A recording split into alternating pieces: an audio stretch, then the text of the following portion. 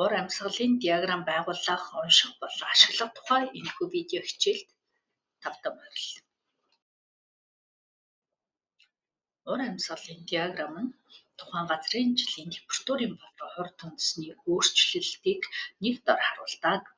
Агаарын дундаж температурыг шугамн графикаар, харин тунадасны хэмжээг багнан графикаар илэрхийлдэг.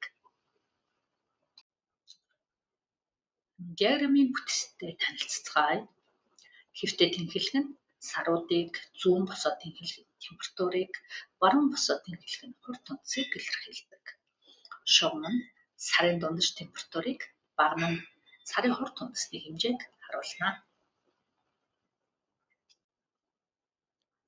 Температурыг уншихдаа хамгийн дулаан болон хүүтэн сарын шугамын хамгийн өндөр доод цэгээс тодорхойлно.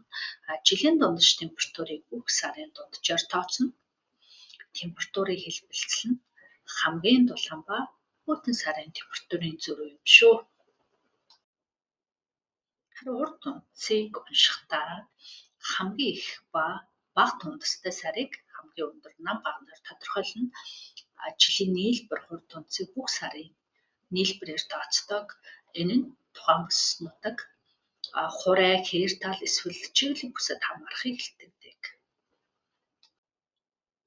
Уур амьсгалын хэв шинжийг тодорхойлохдоо температурын болон хорт үндэсний хослолыг аль алиныг нь харгалзан үздэг.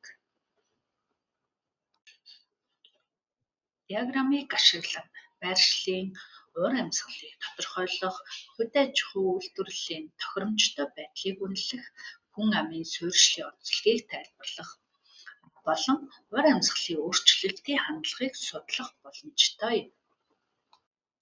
Одоо хүснэгтийн мэдээллийг ашиглан диаграмм байгуулж, температурын хэлбэлцэл, жилийн тунадасны нийлбэрийг тооцоолох зэрэг даалгавруудыг гүйцэтгэх замаар мэдлэгээ баттгаарай.